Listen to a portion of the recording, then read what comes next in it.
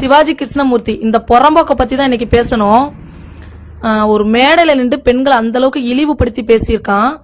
விஜய் பிடிக்குதுன்னா பனையூர்ல பங்களா இருக்கு, நிறைய ரூம் இருக்கு, போய் படுத்துக்க, நாங்க என்ன கேட்கவா போறோம்னு கேட்டிருக்கான். இந்த மாதிரி உன் பொண்டாட்டி உன் பொண்ணை வந்துட்டு நிறைய பங்களாவுக்கு ரூமுக்கு அனுப்பிதான் இன்னைக்கு நீ இந்த பதவியில இருக்கியாடா?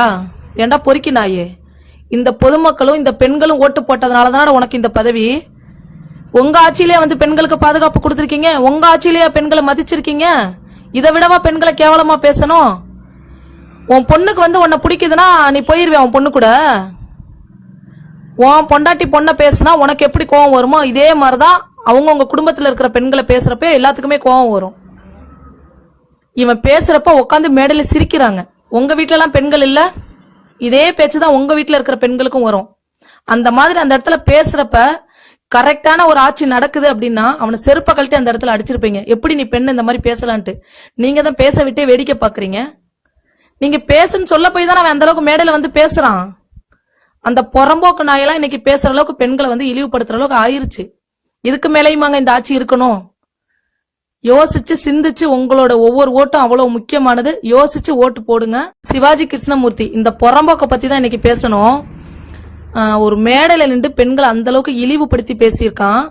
விஜய் பிடிக்குதுன்னா பனையூர்ல பங்களா இருக்கு, நிறைய ரூம் இருக்கு, போய் படுத்துக்க, நாங்க என்ன கேட்கவா போறோம்னு கேட்டிருக்கான்.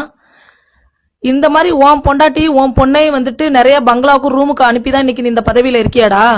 ஏண்டா பொறுக்கி நாயே, இந்த பொதுமக்களும் இந்த பெண்களும் ஓட்டு போட்டதுனாலதான உனக்கு இந்த பதவி. உங்க ஆட்சியிலேயே வந்து பெண்களுக்கு பாதுகாப்பு கொடுத்திருக்கீங்க, உங்க ஆட்சியிலேயே பெண்களை மதிச்சிருக்கீங்க. இதை விடவா பெண்களை கேவலமா பேசணும்?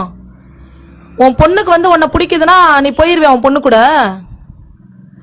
உன் பொண்டாட்டி பொண்ணை பேசுனா உனக்கு எப்படி கோவம் வருமோ இதே மாதிரிதான் அவங்கவுங்க குடும்பத்துல இருக்கிற பெண்களை பேசுறப்ப எல்லாத்துக்குமே கோவம் வரும். இவன் பேசுறப்ப உட்காந்து மேடையில சிரிக்கிறாங்க. உங்க வீட்டுல எல்லாம் பெண்கள் இல்ல, இதே பேச்சுதான் உங்க வீட்டுல இருக்கிற பெண்களுக்கும் வரும். அந்த மாதிரி அந்த இடத்துல பேசுறப்ப கரெக்டான ஒரு ஆட்சி நடக்குது அப்படின்னா அவனை செருப்ப கழட்டி அந்த இடத்துல அடிச்சிருப்பீங்க. எப்படி நீ பெண்ணு இந்த மாதிரி பேசலான்ட்டு நீங்க தான் பேச விட்டே வேடிக்கை பாக்குறீங்க.